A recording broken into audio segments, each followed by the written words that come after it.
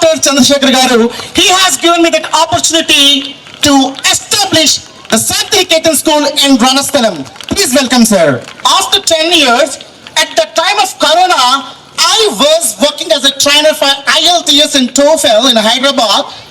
No work because all the visas are closed. There's no foreign admissions. So I was free then. Simply passing the time and reading the books. I enjoyed myself at the time. Simply, my friend Whitey called me. Why don't you come to Ranasthalam? Because I wanted to start some institution like that. My people, rural people, especially who are unable to speak English, why don't you help them? He said. Then I declared, okay, I will come, but I'm expensive. Fortunately, with the help of our Chandrasekhar Garu, what my dream I earlier, it came true. I started this school, the Santiniketan. You may say, because our Chandrasekhar sir also told me, sir, we are a rural people. They can't understand English. Why don't we speak in Telugu? Why don't we allow ourselves to speak Telugu to share our views with each and every parent? But I tell him, if we want to run an English medium school, the entire environment of the school should be in English. Then only every child able to speak in English. And I tell you, I hate this language. I hate this useless English language. I hate it always. But if our children want to tell about the greatness of this Mother India, they should know about the English language. How can they now see my children, how they pronounced wonderfully Vedas? You all are witness for that. Are you? You are witness how they pronounce like a Veda Panditas. Each and every word they pronounced very nicely. I tell you, while I am teaching Vedas in the school, Veda means knowledge. One who able to learn Sanskrit well, one who able to pronounce perfectly Sanskrit well, they can speak any language in the world.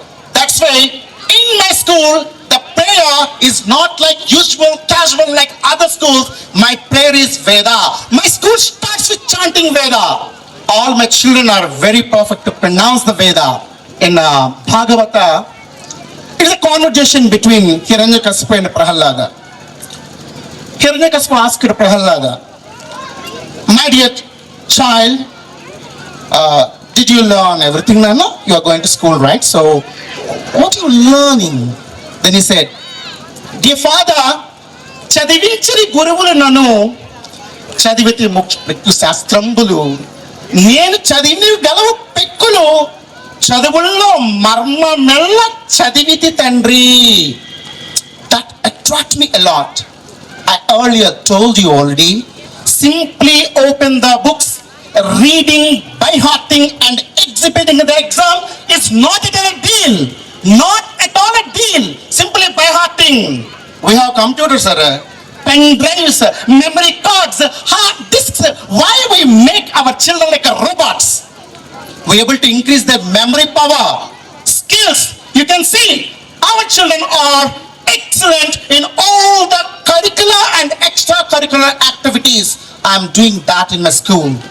And with the support of the Almighty God, after 10th class, maximum as per possibility, I will send my children to abroad to study education.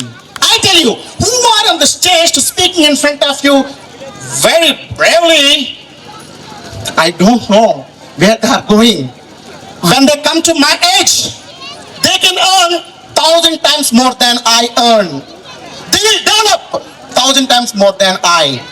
In my journey of life, Vaiti, one of my best friends, he helped me to fulfill my dream of to establish school.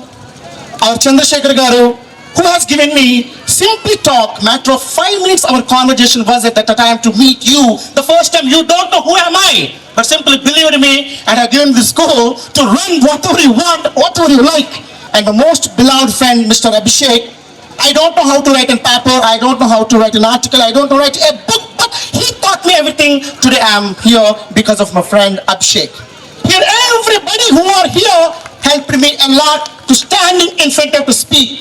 I promise you all, I can make each and every child of you all like me more children like me, I'm promising. Thank you very much. Thank you very much. If I have a mic, I never stop my children know very well. A teacher should not have a mic because for example, some of the guests have a paper, small script. They write something, they finish it, they go.